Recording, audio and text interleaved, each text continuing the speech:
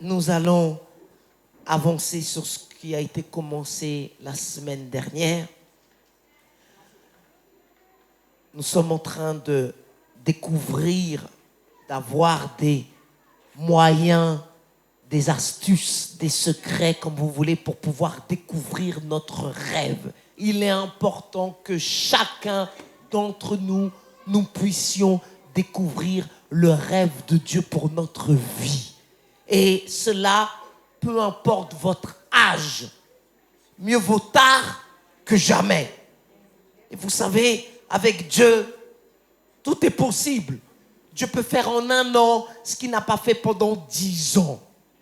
Alors ne regardez pas votre âge en désespérant, en vous disant « Ah, c'est trop tard ». Il n'est jamais trop tard avec Dieu. Tout est possible à celui qui croit. C'est pour cela que nous voulons être un peuple de foi. Mon juste vivra par la foi. S'il se retire de cette position, mon âme ne prend pas plaisir en lui. Mais tout est possible à celui qui croit. Alors, c'est possible d'arriver à l'âge de 60 ans et que l'histoire de ma vie commence à 65 ans. Parce que Dieu n'a aucun problème pour nous rajeunir. Dieu n'a aucun problème pour nous donner de la force pour pouvoir accomplir ce qu'il veut que nous puissions accomplir.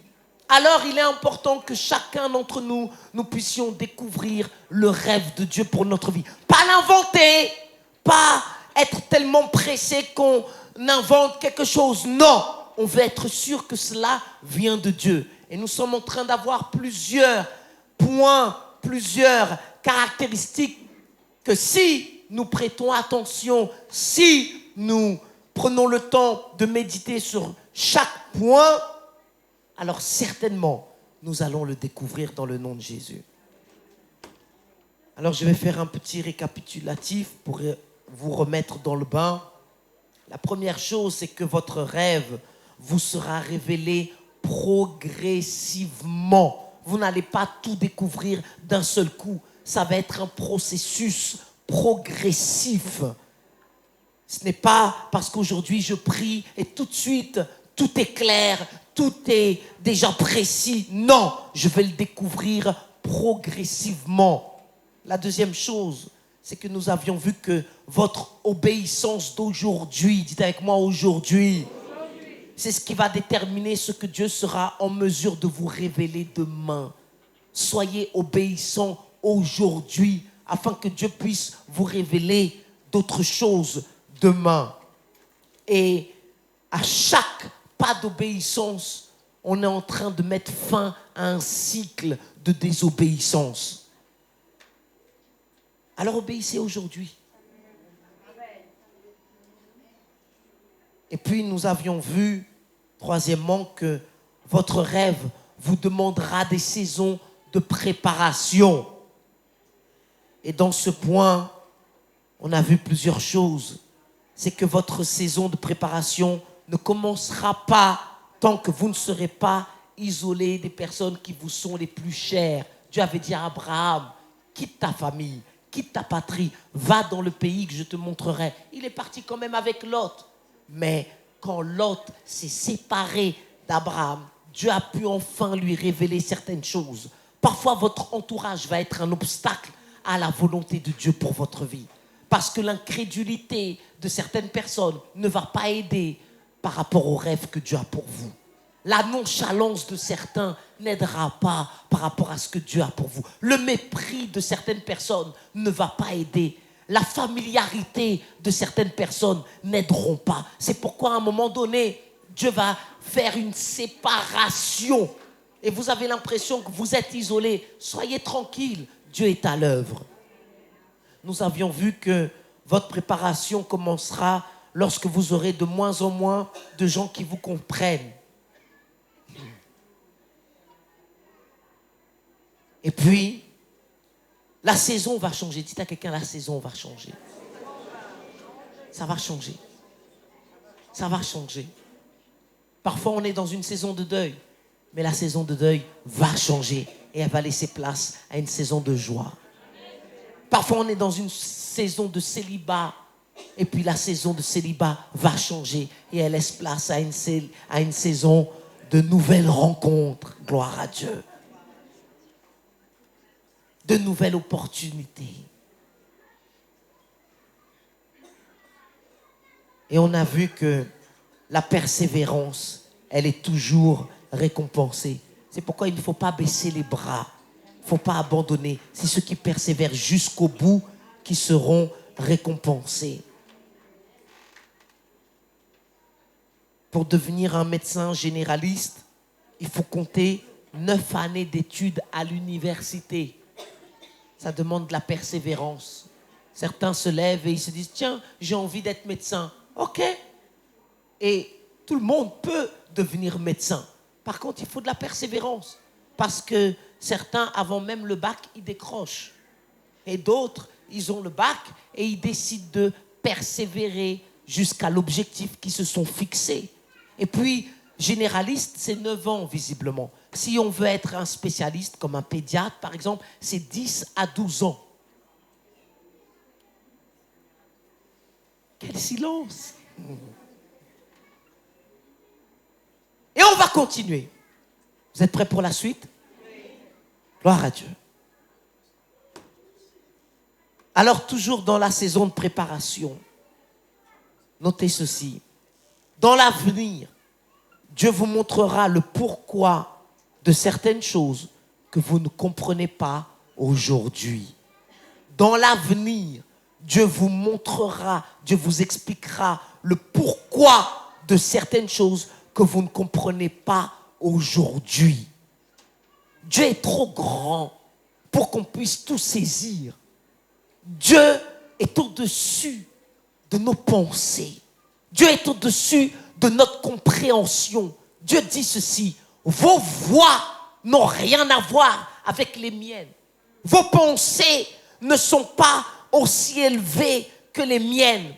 C'est pourquoi un Dieu qui voit tout, qui maîtrise tout, qui connaît tout, qui comprend tout, qui est omniscient, qui est omnipotent, qui est omniprésent, bien entendu que lui a la compréhension que vous et moi, nous ne pouvons pas avoir. Et parfois, nous voulons renfermer Dieu dans une boîte humaine. Nous voulons comprendre Dieu avec une tête humaine. Dieu n'est pas compréhensible, humainement parlant. C'est pourquoi il nous donne son esprit afin qu'on puisse recevoir de la révélation. Et parfois, nous passons par des phases où nous ne comprenons rien de pourquoi nous passons par telle situation aujourd'hui. Pourquoi nous avons même un échec apparent aujourd'hui. Et puis demain, on comprend. On comprend que cette porte qui s'est fermée aujourd'hui, c'était pour mon avenir. C'est ces personnes qui peut-être sont parties et qui ont laissé de la tristesse, des larmes aujourd'hui, c'était pour un avenir plus joyeux demain. Vous savez, Dieu est Dieu. Et parce qu'il est Dieu, il est le seul à avoir la toute-puissance. Il est le seul à pouvoir tout comprendre. Alors, parfois aujourd'hui, je ne vais rien comprendre. Mais ce n'est pas grave. Demain, Dieu m'expliquera. Et puis je comprendrai mieux. Alors, dans l'avenir, Dieu vous montrera le pourquoi de certaines choses que vous ne comprenez pas aujourd'hui. On avance. Après une préparation bien réussie, il y aura toujours une saison de bénédiction bien réussie. Après une préparation bien réussie, il y aura toujours une saison de bénédiction bien réussie. On va aller en Actes, chapitre 9, versets 15 à 16. Ne négligez pas votre saison de préparation. Ne négligez pas cette saison. Parce qu'elle est très déterminante pour la suite de votre vie. Et tant que vous n'avez pas découvert le rêve de Dieu pour votre vie n'a pas commencé.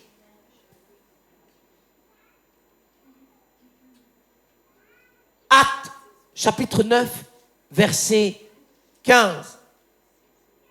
Mais le Seigneur lui dit, va, en parlant de l'apôtre Paul, car cet homme est un instrument que j'ai choisi pour porter mon nom devant les nations, devant les rois et devant les fils d'Israël. Donc, l'apôtre Paul a été choisi par Dieu pour accomplir une mission. Le rêve de Paul était décrit de la part de Dieu. Et Dieu a dit, va, car cet homme est un instrument que j'ai choisi. Dites avec moi, j'ai choisi.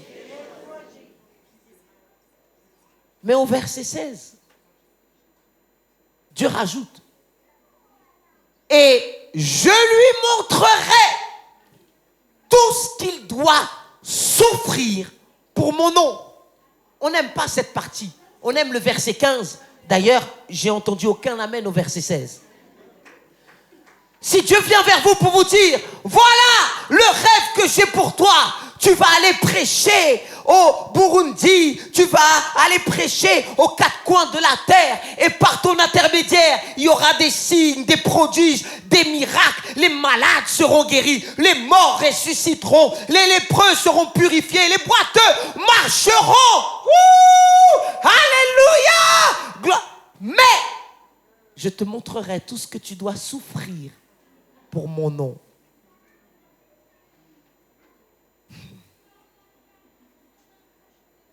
Une bonne préparation exigera de la souffrance.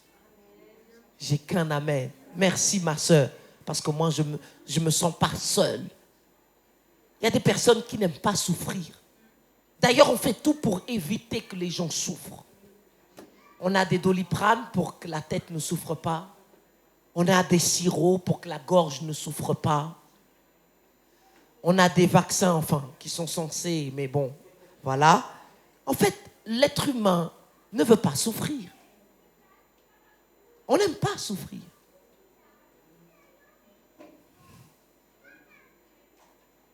Mais parfois, pour donner naissance à quelque chose, il faut crier. Parfois, pour donner naissance à quelque chose, il faut souffrir. Vous qui êtes maman, qui avez donné naissance à un enfant, ou peut-être même plusieurs, pour plus que on a inventé la péridurale, je pense que donner naissance à un bébé, ce n'est pas de tout repos. Et vous savez, il n'y a pas de préparation sans souffrance. Parfois, nous regardons les Jeux Olympiques et nous voyons un instant de sport, mais cet instant a nécessité des années, des heures et des heures de préparation. L'homme le plus rapide du monde pour l'instant, si je ne me trompe pas, c'est Usain Bolt. Et il expliquait dans un reportage que parfois son entraîneur le fait tellement souffrir qu'il vomit littéralement pendant les entraînements. Et vous savez, il n'y a pas de préparation sans souffrance. Les choses ne seront pas toujours faciles. Les choses ne seront pas toujours comme nous, on pense que ça doit être. Parfois, Dieu va nous faire passer par une saison de souffrance. Mais après cette saison, il y a une autre saison qui arrive. Et si tu prends le temps de bien te préparer, quand ton moment arrive, alors tu seras prêt. Certains veulent se marier, mais ils ne sont pas prêts. Madame, n'attends pas d'être mariée pour te préparer pour être une bonne épouse. Tu peux apprendre à être une bonne épouse avant même d'être mariée. Tu peux apprendre, monsieur, à être un bon mari avant d'être marié. Tu peux apprendre à être un bon père avant d'avoir des enfants. Mais pour ça, il faut apprendre. Je dis souvent aux personnes qui sont proches de moi, votre plus grande destruction, c'est votre ignorance. D'ailleurs, Dieu le dit, par manque de connaissance, mon peuple est détruit. Lisez des livres intelligents, pas des magazines people, des livres qui vont rajouter quelque chose à votre savoir-faire, à qui vous êtes Et c'est possible. Dites à quelqu'un, c'est possible. C'est possible. C'est pour ça que parfois, Dieu nous connaît. Et Dieu sait très bien que nous tout seuls, on ne va pas vouloir souffrir. Alors Dieu va utiliser quelqu'un qui ne va pas se laisser émouvoir par nos râleries, par nos caprices, par nos bouderies, et qui sait où est-ce qu'on doit arriver, mais qui connaît aussi le processus pour nous y emmener. Et parfois, il va être là quand on va avoir envie de tout laisser tomber. Il va dire, allez, fais 50 pompes. Allez, du cardio. Allez, les poids. Allez. Et puis, on n'aime pas, on souffre. Mais après, quand vous allez dans le magasin et que vous voyez cette robe qui est à votre taille, vous vous réjouissez et puis vous voulez montrer à tout le monde. Mais ça vous a fait souffrir. Ça fait souffrir de passer devant une boulangerie et de voir cet éclair au chocolat et de voir cette tarte à la fraise. Et non, tu ne mangeras pas cette chantilly.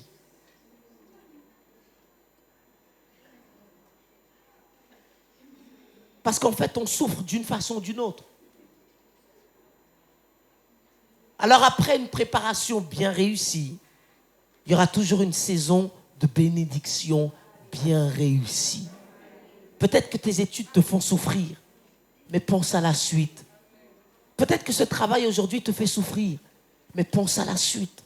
Peut-être que ces enfants te font souffrir, mais dis-toi un jour ils seront grands et ils vont comprendre tout ce qu'ils ne comprennent pas aujourd'hui dans le nom de Jésus. Numéro 4.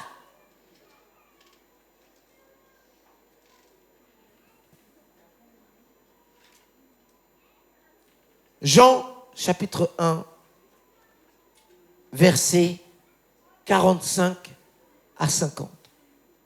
Donc nous sommes en train de voir quelques secrets pour découvrir notre rêve, pour comprendre mieux le rêve de Dieu. En Jean, chapitre 1, verset 45. Et moi, je crois que vous allez le découvrir dans le nom de Jésus. Et que votre vie va prendre un nouveau tournant. Jean chapitre 1, verset 45. Philippe rencontra Nathanaël et lui dit, nous avons trouvé celui de qui Moïse a écrit dans la loi et dont les prophètes ont parlé, Jésus de Nazareth, fils de Joseph. Nathanaël lui dit, peut-il venir de Nazareth quelque chose de bon? Philippe lui répondit, viens et vois. Jésus, voyant venir à lui, Nathanaël dit de lui, voici vraiment un Israélite dans lequel il n'y a point de fraude. Vous imaginez le témoignage de Jésus vous concernant, disant que chez vous, il n'y a point de fraude. Ça, c'est une éloge qui est assez noble. D'où me connais-tu? Lui dit Nathanaël. Jésus lui répondit, avant que Philippe t'appelât, quand tu étais sous le figuier, je t'ai vu. Nathanaël répondit et lui dit, Rabbi, tu es le Fils de Dieu, tu es le roi d'Israël. Jésus lui répondit, parce que je t'ai dit que je t'ai vu sous le figuier, tu crois? Tu verras de plus grandes choses que celle-ci. Dites à quelqu'un, tu verras de plus grandes choses. Alors, dans ce passage, nous avons un homme qui s'appelle Nathanaël. Et Philippe rencontre Nathanaël pour lui parler du Messie, pour lui parler de Jésus-Christ. Et puis ensuite, Jésus voit Nathanaël, il fait cette déclaration et Nathanaël est surpris. Il pose la question à Jésus, mais d'où me connais-tu? Pour Nathanaël, c'était la première fois qu'il rencontrait Jésus. Mais pour Jésus, ce n'était pas la première fois qui rencontrait Nathanaël. Ce n'était pas parce que moi je vois quelqu'un pour la première fois que cette personne aussi, c'est la première fois qu'elle me voit. Le point numéro 4, il y a quelqu'un qui est toujours en train de vous observer. Toi, tu ne sais pas, mais sache qu'il y a quelqu'un, quelque part, qui est en train de t'observer. Nathanaël ne savait pas que Jésus était en train de l'observer. Nathanaël ne savait pas que quand il était sous le figuier, Jésus avait les regards sur lui. Mais à un moment donné, Jésus lui révèle que « Hey, toi, tu ne me voyais pas, mais moi, j'étais en train de te voir. » Il y a quelqu'un que tu ne connais pas dans ton travail qui est en train de t'observer. Il y a quelqu'un que tu ne connais pas qui est en train de t'observer. Et pourquoi cette personne est en train de t'observer? Elle est en train de voir tes attitudes. Quand toi, tu ne la vois pas. C'est facile d'avoir une bonne attitude quand la personne qui peut me promouvoir est devant moi. Mais quand je ne suis pas conscient qu'on me regarde, c'est là qu'on voit si j'ai du caractère ou pas. C'est facile d'être un bon employé quand je sais que mon patron me regarde. Mais c'est quand j'ai du caractère que lorsque mon employeur, ne me regarde pas, c'est là qu'on voit qui je suis. D'ailleurs, il y a une émission où l'employeur se transforme en employé et il est sur le terrain en se faisant passer pour un collègue. Et à sa grande surprise, l'employeur, déguisé en employé, voit ce que, en temps normal, il ne verrait pas de ses employés. Si vous n'avez rien compris, réécoutez sur YouTube.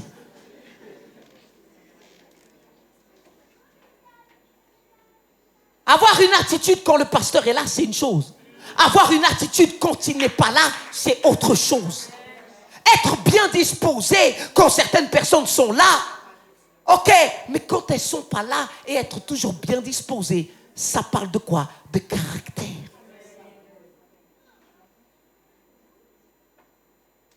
Il y a des personnes qui ont la capacité de faire que votre rêve devienne réalité. Il y a des personnes qui ont la capacité de vous aider dans votre rêve.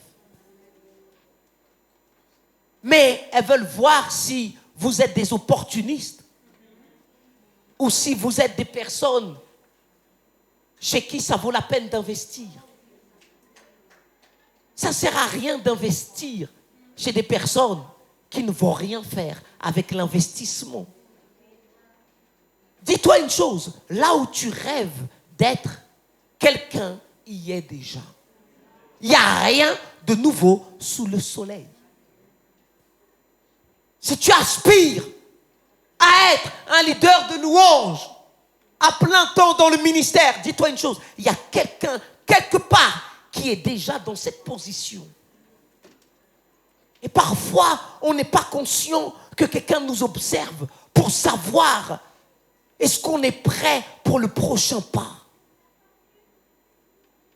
Est-ce qu'on est prêt pour la promotion?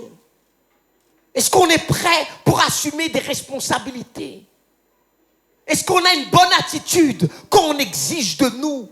Ou est-ce qu'au contraire, toute la médiocrité vient à la surface? Il y a des personnes qui veulent être à la tête d'une entreprise, mais elles n'aiment pas assumer des responsabilités. Il y a des personnes qui veulent assumer certaines positions, mais elles n'aiment pas l'exigence. Il y a des personnes qui veulent se retrouver dans certains emplois, mais ils ne veulent pas la responsabilité que cela coûte. Il y a des personnes qui veulent être parents, mais ils ne veulent pas assumer un enfant. Tu ne fais pas un enfant pour aller encore dans la boîte de nuit avec tes copines le samedi soir. Qui va s'occuper? Ah, maman va s'en occuper. Eh, oh! Elle t'a déjà porté à toi et il faut qu'en plus elle te porte à toi, plus ton enfant. Assume tes responsabilités. Il y a des personnes qui ne veulent pas assumer leurs responsabilités. Et des personnes les observent pour voir comment elles se comportent. Comment elles se comportent au milieu des autres. Comment elle se comporte devant l'adversité. Comment elle se comporte. Et parfois, on ne sait pas, mais il y a quelqu'un qui est en train de nous observer. Et cette personne n'attend qu'une seule chose, c'est qu'on puisse avoir la bonne attitude afin de nous faire passer du plan A au plan B. Parfois, il vous suffit d'une rencontre pour que votre vie soit complètement transformée. Vous pouvez être au travail et vous êtes à la caisse numéro 15 vers les surgelés, là où il fait froid. Personne ne veut aller. Les autres sont à côté de l'accueil, il fait chaud.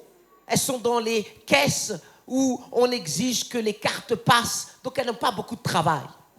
Et toi, tu te trouves dans la caisse des surgelés, là où il fait froid.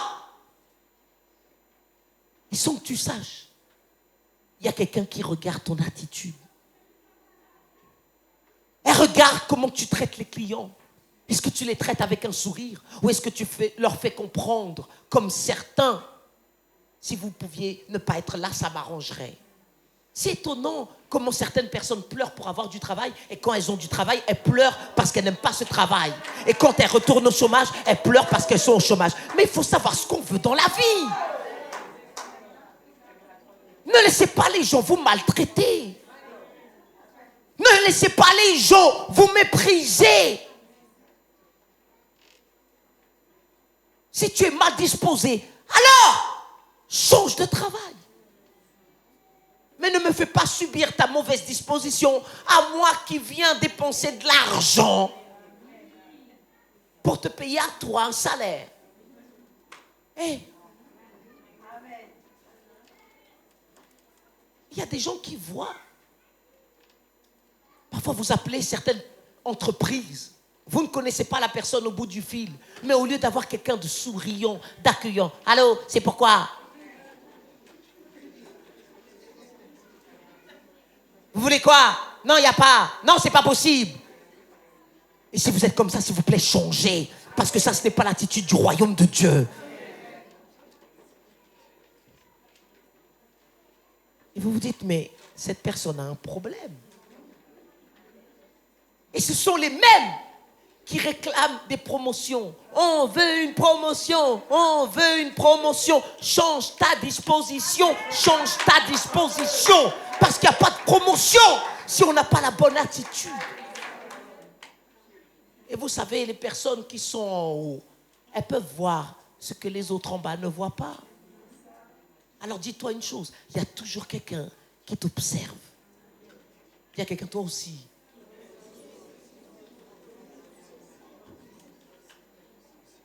Parfois, ces personnes veulent voir notre capacité à être stable. C'est votre stabilité qui va faire que Dieu puisse vous bénir.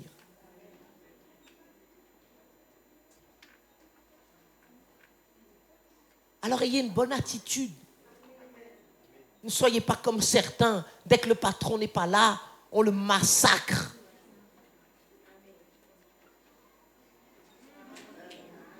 Ah, lui, il est toujours comme ci, comme là. Il te paye.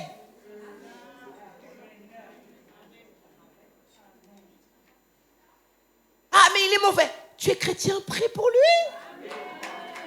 N'as-tu pas la foi que tu peux le changer?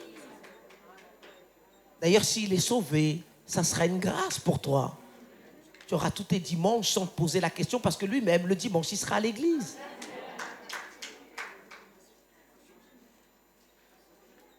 Les gens qui ont la capacité de vous bénir ne tolèrent pas les mêmes choses que ceux qui ne peuvent pas vous bénir.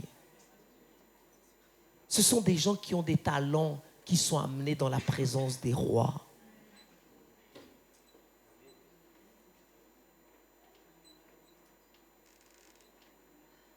Le roi Saül n'a pas accepté n'importe qui pour venir jouer de la harpe. Il a accepté un musicien qui était habile, David. Et quand David venait, il y a quelque chose qui se passait. Et parfois, on veut des accès pour lesquels on a besoin d'abord de se qualifier.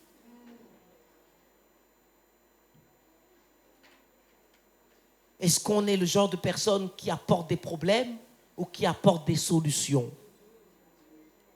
Vous ne voulez pas mettre quelqu'un à assumer des responsabilités quand cette personne vient toujours vous voir pour vous parler de problèmes.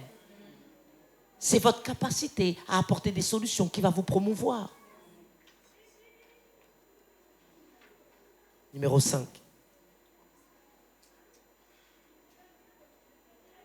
Si vous négligez le rêve, il s'effacera progressivement jusqu'à ne devenir qu'un souhait. Une fois que vous avez découvert le rêve de Dieu pour votre vie, si c'est juste un rêve que vous laissez de côté, plus le temps va passer et plus ce rêve va devenir un souhait. Et un jour, vous allez regarder derrière vous en vous disant, mince, si j'avais su, si seulement, ne vivez pas avec des regrets. Dis à quelqu'un, ne vis pas avec des regrets.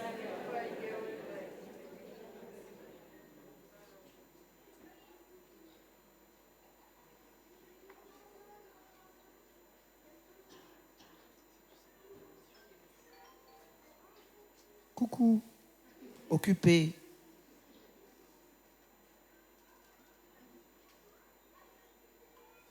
Numéro 6.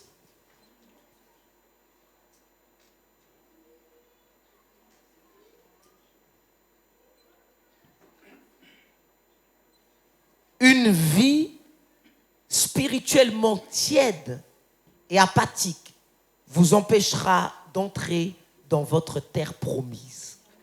Je répète, une vie spirituellement tiède et apathique vous empêchera d'entrer dans votre terre promise. Dieu est esprit. Et parce que Dieu est esprit, quand il nous a créés, vous et moi, il nous a créés selon son image et sa ressemblance. Dites à quelqu'un, tu ressembles à Dieu. Allez, dites à quelqu'un, tu ressembles à Dieu. Dieu est esprit, c'est qui il est. C'est sa nature. La chair et le sang ne pourront point hériter du royaume de Dieu.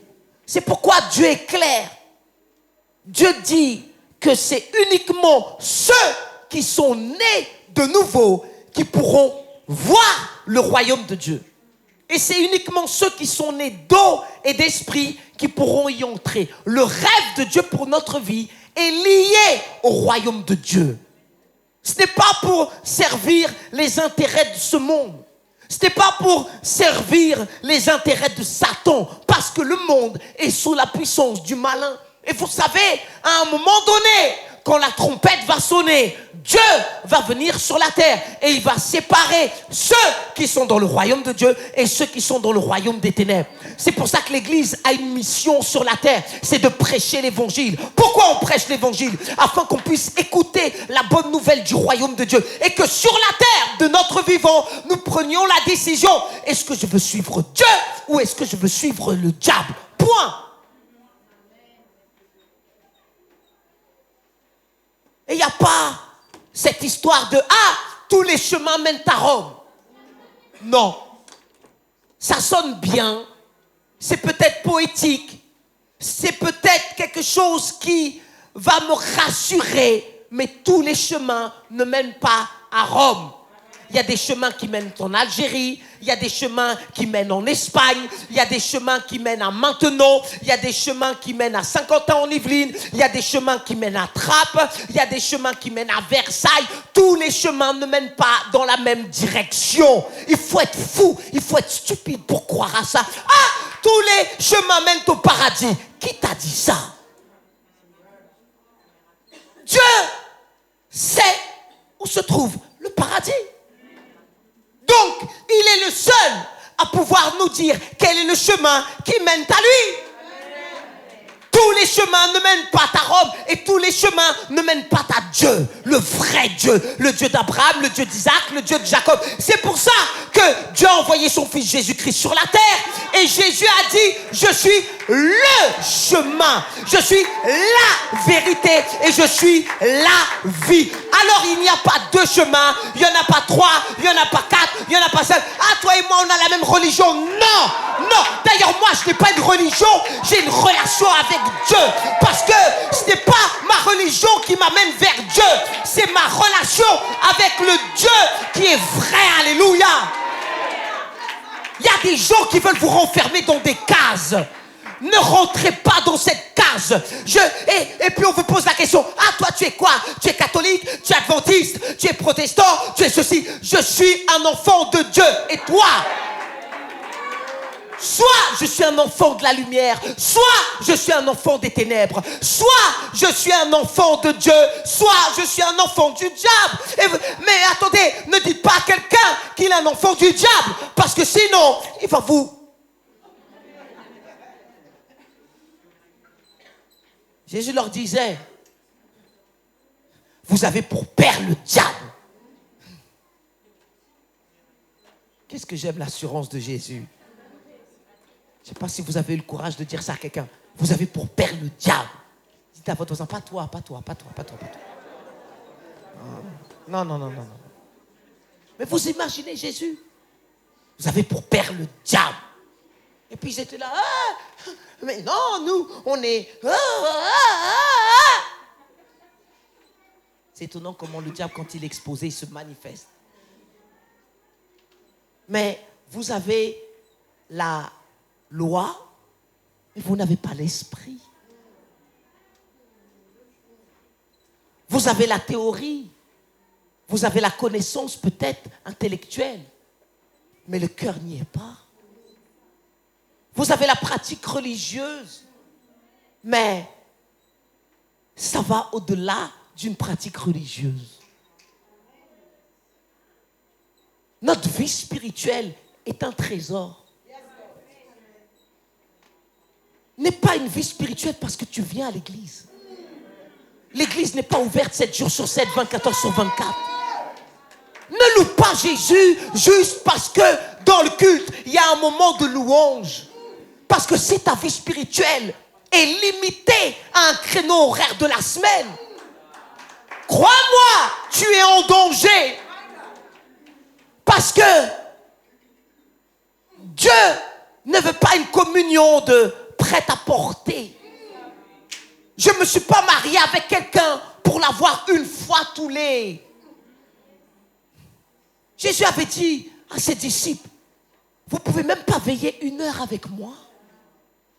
Vous avez mangé avec moi. Vous m'avez vu chasser des démons. Vous m'avez vu guérir les malades. Vous m'avez vu rendre grâce et multiplier les pains. Certains, vous avez le témoignage que votre corps a été guéri par la puissance de Dieu. Vos enfants sont venus au Seigneur par la puissance de Dieu. Certains, votre famille a été restaurée et vous savez que si ce n'était pas Dieu, votre famille ne serait pas dans l'état dans lequel elle est aujourd'hui. Vous avez vu la manifestation de Dieu dans votre vie. Question. Est-ce que vous prenez soin de votre vie spirituelle? Parce que Dieu n'est pas uniquement le Dieu qu'on invoque quand on a besoin qu'il fasse quelque chose pour notre vie. Ça, c'est de l'opportunisme. Imaginez que quelqu'un, à chaque fois qu'il vous parle, c'est toujours pour vous demander quelque chose. Tu n'as pas 10 euros, tu n'as pas 20 euros, tu peux m'amener par-ci, tu peux m'amener par-là, tu peux faire ça pour moi, tu peux me donner ci, tu peux me donner ça, tu peux garder mes enfants, tu peux venir chercher mes enfants, tu peux me donner du lait, tu peux. Et à un moment donné, vous allez dire à cette personne, mais c'est ça la relation que tu as avec moi, c'est toujours me demander quelque chose. Et vous savez, Dieu veut une vraie relation avec ses enfants. Et un enfant, il prend plaisir à passer du temps avec son Père. Jésus jouait sans cesse dans la présence du Père. Alors si je suis un enfant de Dieu, je prends plaisir à avoir la communion avec Dieu. Peut-être que ma chair ne veut pas prier, mais mon esprit veut prier. Peut-être que ma chair ne veut pas méditer sur la parole, mais mon esprit veut. À quoi ça sert de servir dans un département pour servir un Dieu que je ne connais pas? Comment je peux faire plaisir à quelqu'un que je ne connais pas? Comment je peux connaître son cœur? Comment je peux connaître sa pensée? Les gens que vous connaissez, c'est parce que vous passez du temps de qualité avec elles. De qualité. Il y a des gens qui sont toujours dans votre présence, elles ne vous connaissent pas. Parce que si elles vous connaissaient véritablement, elles ne diraient pas ce qu'elles disent à votre sujet. C'est la preuve qu'elles ne vous connaissent pas. Mais il y a des personnes, quand vous les voyez, c'est comme si le temps ne s'était pas arrêté entre la dernière fois que vous les avez vues et le jour où vous les rencontrez. Pourquoi? Parce qu'elles vous connaissent. Et un enfant de Dieu, il veut connaître Dieu. Et tu sais comment faire pour connaître Dieu?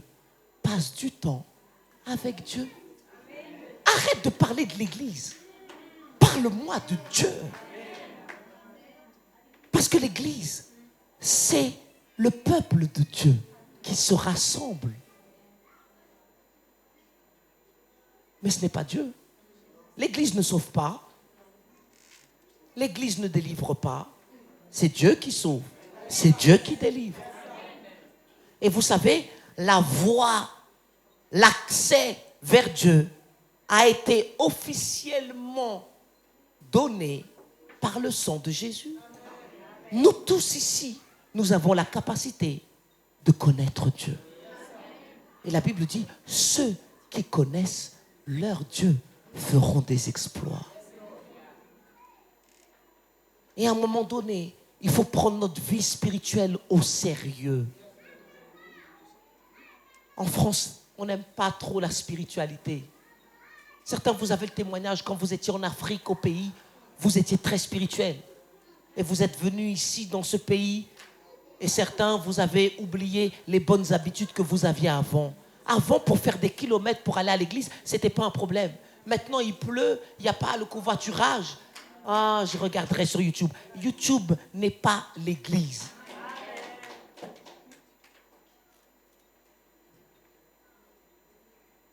Chaque jour, mange ton pain quotidien.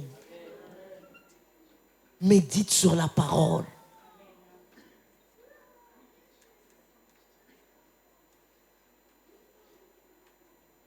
Amen. Prie. Le mardi, qu'est-ce que tu fais à la maison? Viens à l'église pour apprendre à prier. Ah, mais je suis fatigué. Justement, viens renouveler tes forces. Parce que je ne peux pas entrer dans ma terre promise avec l'esprit qui ne va pas avec la terre promise. Josué et Caleb avaient un esprit différent. Et pourquoi ils avaient un esprit différent? Parce qu'ils avaient une relation avec Dieu.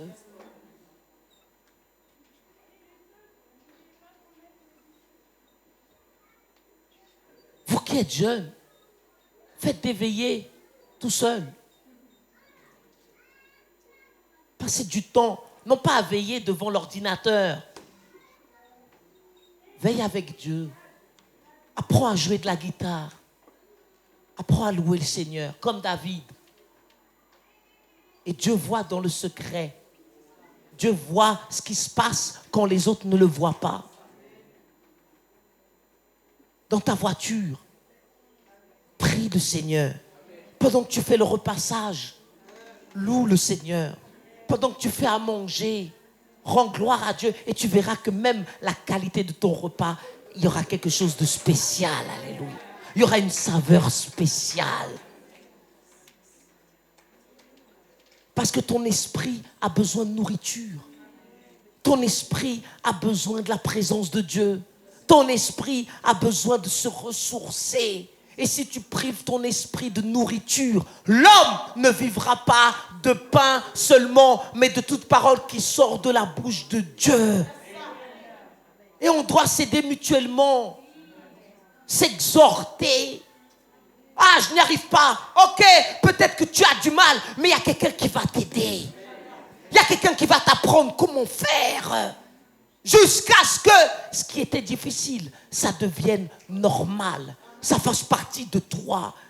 Au point où tu arrives au stade où, si tu n'as pas prié, tu n'es pas bien.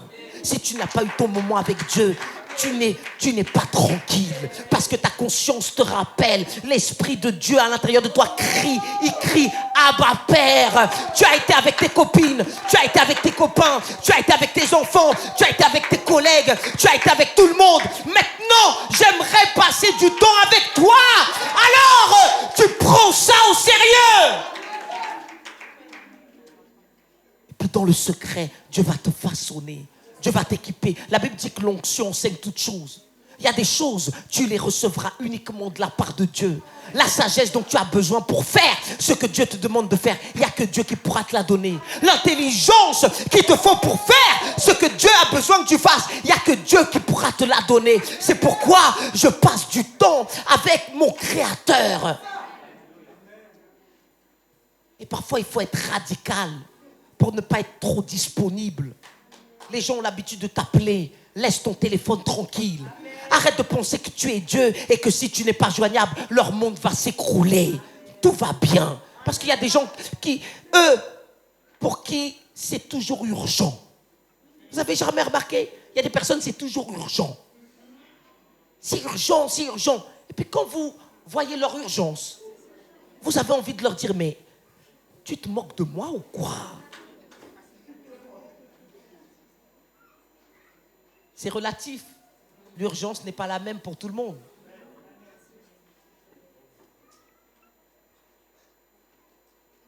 Si ta maison est en train de brûler et qu'il y a un enfant qui est bloqué au 3e étage dans une chambre, là c'est urgent.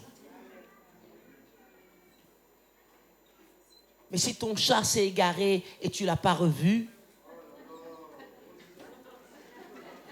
oh je sais pour certains, ouh, oh là là.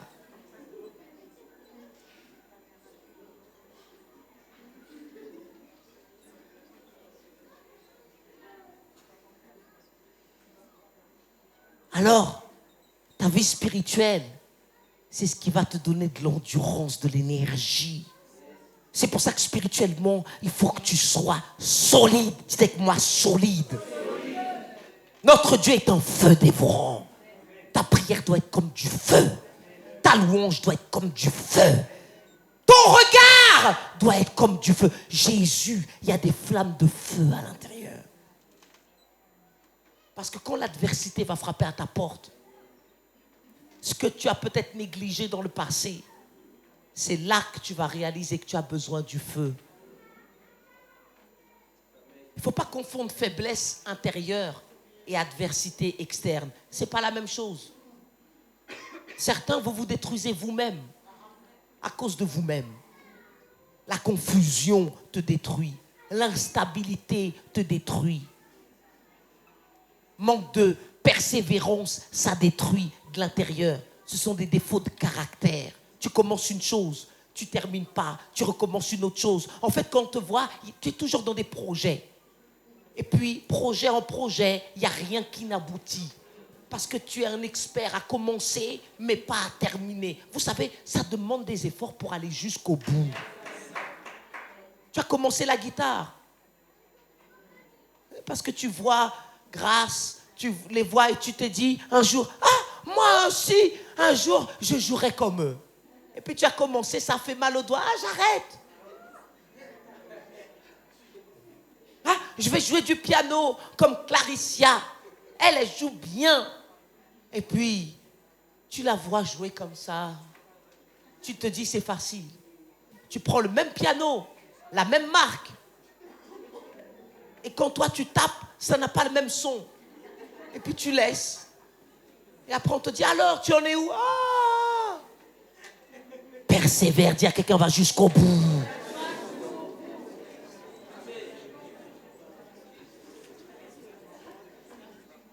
Notre église doit être en feu. J'ai dit, notre église doit être en feu.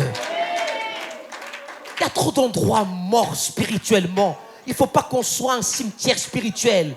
On est des gens vivants parce que notre Dieu est vivant. Le Saint-Esprit est vivant en nous. Alors il y a de la vie dans le nom de Jésus. Amen. Amen. Allez manifester la vie de Dieu. Allez. Voilà.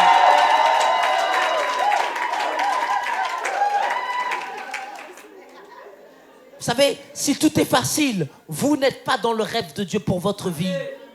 Ne pensez pas que tout va être facile comme ça. C'est pour ça que spirituellement, il faut que tu sois comme un pitbull. Tu lâches rien. Quand tu as le rêve de Dieu à l'intérieur de toi, la banque te dit, je ne vous accorderai pas ce prêt. Tu lâches rien. On te dit, non, ces locaux coûtent trop cher pour vous. Même quand tu vas voir cette sœur, tu sais qu'elle est prédestinée pour toi et elle te dit, toi, sors de ma vue. Ne sois pas sauvage avec elle. Sois sauvage avec tes genoux. Fléchis les genoux et invoque ton Dieu. Un jour, il y avait quelqu'un, il y a des années. Il était dans mon groupe de disciples. Il est venu me voir pour me dire, cette personne, c'est ma femme. Dieu m'a parlé, c'est elle. Et vous savez, quand quelqu'un dit Dieu m'a parlé, on ne sait pas si c'est Dieu. On ne sait pas si c'est sa tête. On ne sait pas si c'est quelque chose. Donc, ne soyez pas là. Ah bon, Dieu t'a parlé? Ah, révèle-moi. Hey, oh, oh, oh. La Bible dit qu'il faut éprouver les esprits pour savoir s'ils viennent de Dieu. Il est venu me voir et il me dit, c'est ma femme. Sauf que moi, je le connaissais et je la connaissais. Elle, c'était une femme très engagée dans l'église, responsable, qui assumait beaucoup de responsabilités. Elle était là déjà depuis des années. Et lui, oui, merci mon frère.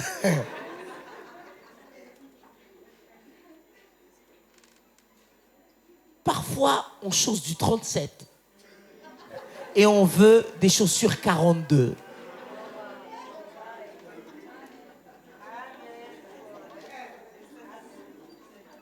C'est pas parce que tu veux que c'est à ta taille.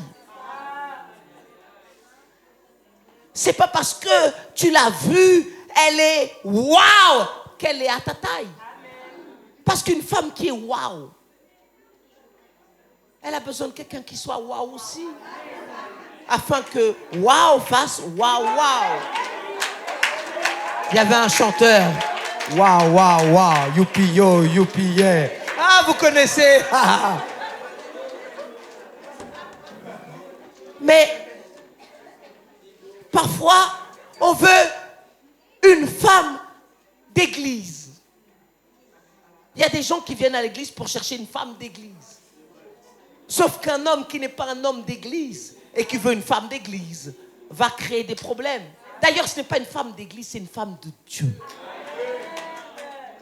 Monsieur, il faut que vous appreniez à traiter les femmes comme il se doit. Laissez-moi faire une parenthèse et vous aider, monsieur. Toutes les femmes ne sont pas condamnées à vivre avec des gens du quartier. Et vous savez, il y a une façon de s'adresser à une femme avec un certain respect, avec de l'honneur, avec une certaine délicatesse. Et certains d'entre vous, messieurs, vous voulez quelque chose. Enfin, vous voulez quelqu'un pour qui vous n'êtes pas prêt encore. Messieurs, dites Amen.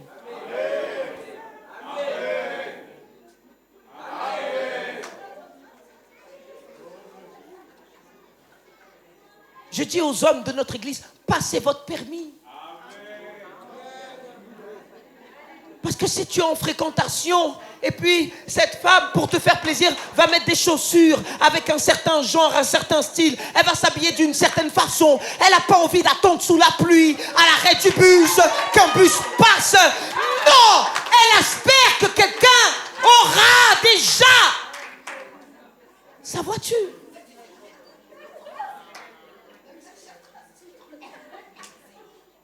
Et un travail. Parce que tu verras qu'une femme, ça coûte cher. Ça coûte très cher, Rabbi. Rabbi, je te parle. T'inquiète pas, ton tour va arriver. Ah, ça a déjà commencé. Bienvenue. Maintenant, il faut persévérer, il faut aller jusqu'au bout.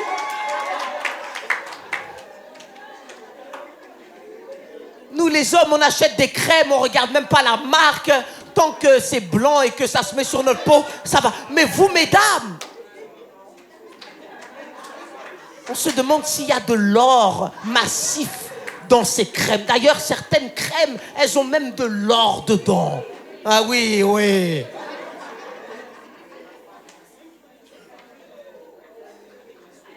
Nous, on prend un déodorant, tchic, tchic, tchic, c'est bon. Non, vous, il vous faut de l'eau de parfum. Parfois, on veut aller dans certains endroits, mais on n'est pas prêt. Tout ça pour dire que si tu choses du 36 et tu veux une chaussure 42, il faut que tes pieds grandissent.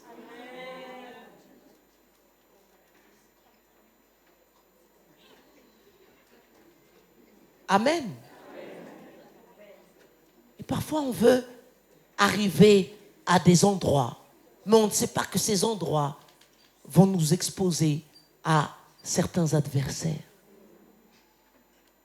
Plus tu montes de niveau, plus la taille des adversaires monte aussi. Et c'est pour ça que tu as besoin d'une vie spirituelle forte. Pour ne pas descendre de niveau, pour ne pas dire « Ah, c'est trop grand pour moi ». Non, si tu connais ton Dieu, tu sais qu'il est capable de t'emmener plus loin. Dis à quelqu'un « Tu vas aller plus loin ». Tu vas aller plus loin. Tu vas aller plus loin. Tu vas aller plus loin. Alors il faut persévérer. Et il faut avoir une vie spirituelle forte, pas tiède, pas apathique. Amen. Allez, est-ce que je peux avoir un amen? Amen. Dernier point. Et après, vous pourrez tous aller manger du poulet, des frites, du riz. Je vous libère. Numéro 7, pour terminer. Si vous vous rébellez contre votre mission, Dieu permettra à des expériences douloureuses de vous corriger. Je répète, si vous vous rébellez contre votre mission, contre le rêve qu'il a pour vous, Dieu permettra à ce que des expériences douloureuses viennent, non pas pour juste vous faire mal, c'est juste pour vous corriger. Jonas, il a payé les frais de sa désobéissance. Dieu avait un rêve pour lui, il a voulu faire les choses à sa façon. Sauf qu'on l'a jeté en dehors du bateau, il a été avalé par une baleine, et puis après, il a compris que finalement, il était en train de résister à Dieu. Et la Bible nous dit que Jonas fuyait loin de la face de l'Éternel. Mais à un moment donné, il s'est repenti. Le rêve que Dieu a pour toi, c'est ce qui est bon pour ta vie. C'est ce qui te va à merveille.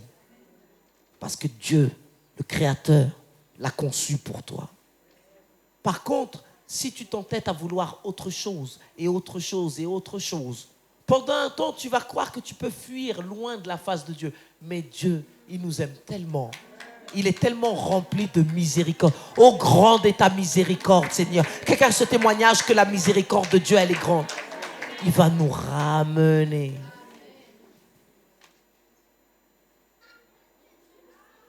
Il ne faut pas qu'on perde du temps à cause de notre entêtement. Amen. Est-ce qu'on peut se lever et applaudir bien fort le Seigneur?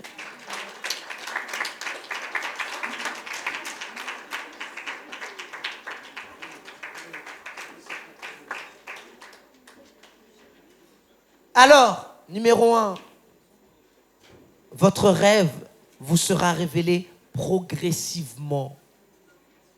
Numéro 2, votre obéissance d'aujourd'hui déterminera ce que Dieu vous révélera demain. On a vu que votre rêve demandera des saisons de préparation. Beaucoup d'entre vous, vous êtes dans des saisons de préparation. Ne négligez pas cette saison. Elle est tellement importante pour la suite.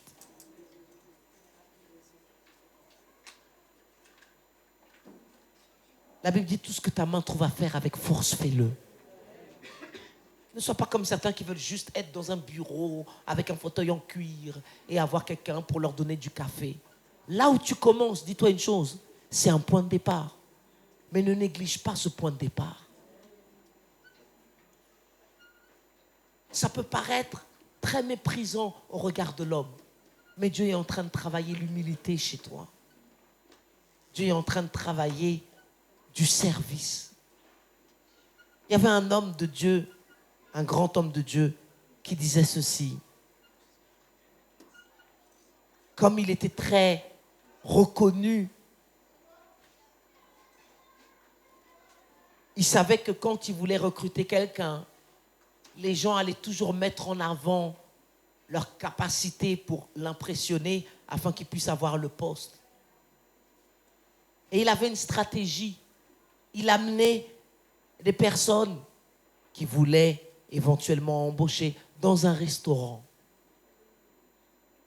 dans un grand restaurant.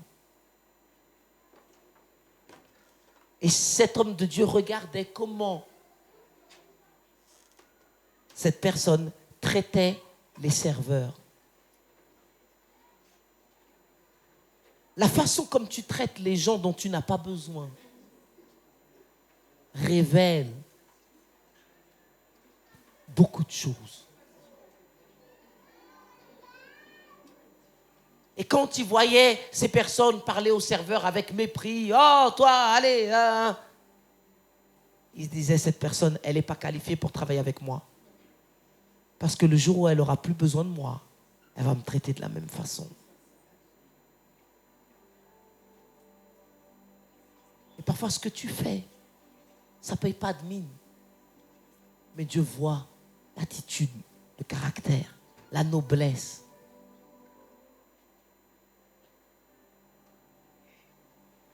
Jésus était venu sur la terre, non pas de manière à frapper les regards. Jésus n'avait pas de bling-bling. C'est pour ça que c'était uniquement ceux qui avaient de la révélation qui pouvaient reconnaître qu'il était le Fils de Dieu. Et parfois, la grandeur se trouve dans des endroits dans lesquels on ne s'y attend même pas. David, il était caché derrière les brebis. Mais derrière les brebis, il était le futur roi d'Israël. Peut-être qu'aujourd'hui, tu es caché, mais pas aux yeux de Dieu.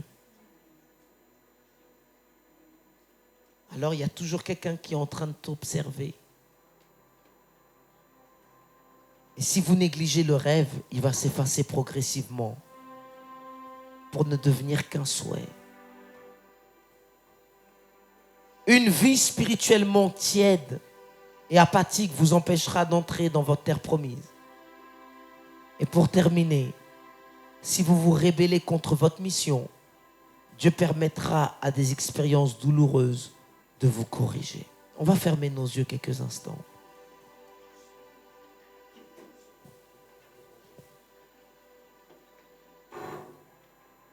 Fermez vos yeux.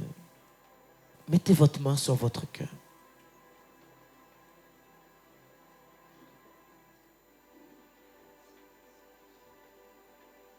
Et dites avec moi, Seigneur Dieu, lorsque tu m'as créé, tu as préparé en avance un rêve pour ma vie. Je veux le découvrir, car c'est ma raison d'existence. Avant ce rêve, ma vie n'est rien d'autre que de la préparation. Cette saison de préparation est importante. Mon rêve me sera révélé progressivement. Mon obéissance d'aujourd'hui déterminera ce que tu me révéleras demain. Il y a quelqu'un, quelque part, que je ne connais pas, ou peut-être que je connais, qui m'observe dans le but de m'aider dans le rêve que tu as pour moi. Je ne veux pas négliger le rêve. Je veux qu'il soit allumé, bien présent dans mon cœur. que ma vie spirituelle soit en feu, afin que je puisse entrer dans ma terre promise. Chasse toutes sortes de rébellions, d'entêtement, d'endurcissement de cœur. Ramène-moi, Seigneur, dans l'état, dans le lieu, dans la position où tu veux me trouver. J'enlève toutes sortes de résistances à ta volonté. Fais-moi grâce pour être obéissant dans les petites comme les grandes instructions. Gardez vos yeux fermés et permettez maintenant au Saint-Esprit de vous rendre témoignage. Peut-être d'une chose qui vous a été demandée, vous avez oublié, mais dans sa présence, cette chose va venir à la surface. Permettez au Saint-Esprit de vous ministrer, de vous parler. Parce qu'il est vivant à l'intérieur de nous. Peut-être que Dieu veut corriger ta façon de parler aux gens. Tu es toujours sur la défensive. Tu es toujours sur tes gardes. Tu es toujours en train de te protéger comme si on t'attaquait. Et tu ne fais pas la différence entre les personnes qui veulent prendre soin de toi et les personnes qui t'attaquent. Et Dieu veut que tu changes cela. Peut-être que tu as tendance à toujours exiger des autres des choses que tu n'exiges pas assez avec toi-même. Tu es très exigeant pour les autres. Mais avec toi, tu te donnes toujours des excuses. Et Dieu veut que tu changes ça. Ou alors, tu doutes toujours de tes capacités. Tu penses toujours que les autres peuvent y arriver, pas toi. Ne sois pas incrédule.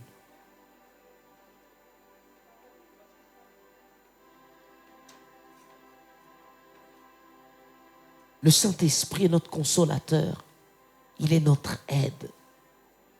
Et il veut t'aider. Parce que il est celui qui va t'aider à parvenir à cette destination. Peut-être que tu as besoin davantage de foi. Et que la foi dont tu as besoin, c'est une nouvelle foi, bien plus grande que celle que tu avais avant. Gloire à Dieu pour cette foi qui t'a permis d'arriver là où tu es. Mais elle ne te permettra pas d'arriver à ton prochain niveau. Peut-être qu'à certains d'entre vous, Dieu vous demande maintenant d'intensifier votre vie spirituelle.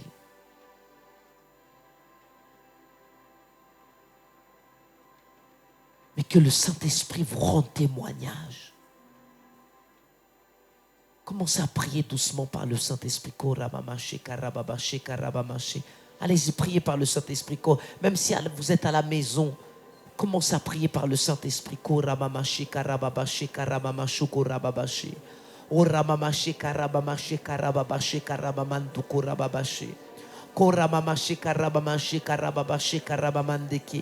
Afin que tu sois fortifié dans ton esprit. Certains, vous avez peut-être eu envie d'abandonner cette formation parce que c'était trop difficile, alors que Dieu te dit non, tu continues, tu vas jusqu'au bout.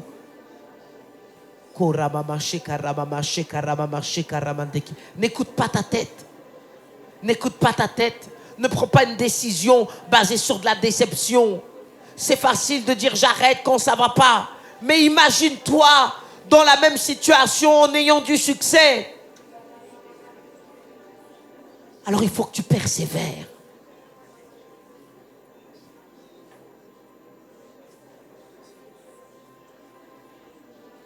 D'autres, vous avez besoin d'avoir des relations de qualité.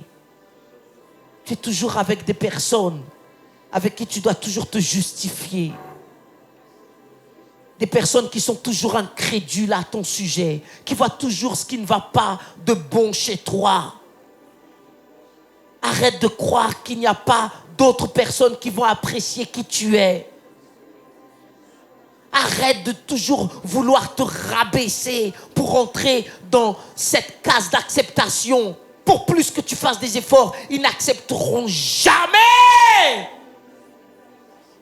Alors aie le courage. Aie le courage.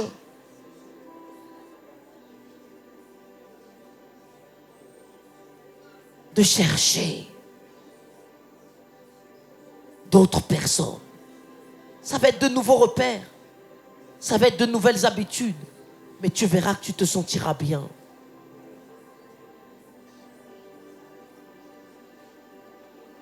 Même à Jésus, on a dit avec mépris, mais c'est le fils du charpentier. Comment ça se fait qu'il a cette sagesse et cette intelligence? Parce que les gens ne voulaient pas voir ce que Dieu était en train de faire dans sa vie. Et parfois, des gens ne voudront pas voir ce que Dieu veut faire dans notre vie. Mais le plus important, c'est ce que Dieu veut faire. C'est ce que Dieu veut faire. Seigneur, je te remercie. Levez vos mains vers Dieu. Je te remercie pour chaque vie ici. Peut-être celles même qui sont à distance. Que dans cette saison, ce rêve dont tu nous parles puisse devenir de plus en plus clair. Que les questions puissent trouver réponse venant de toi, Éternel. Je te remercie, Seigneur, parce que nous avons cette assurance que tout ce que tu commences, tu es fidèle pour l'amener à la perfection. Que ceux qui avaient les bras fatigués puissent retrouver de la force. Que ceux qui avaient les genoux fatigués puissent retrouver de la force. Que ceux qui avaient le cœur brisé puissent retrouver de la force. Que ceux dont l'âme était découragée peuvent être fortifiés maintenant même dans le nom de Jésus. Que ceux qui ne croyaient plus en rien peuvent espérer à nouveau. Car tes bontés se renouvellent. Ta grâce se renouvelle, ta miséricorde se renouvelle, ta foi se renouvelle, ton esprit se renouvelle. Alors ce n'est pas fini. Dans le nom de Jésus.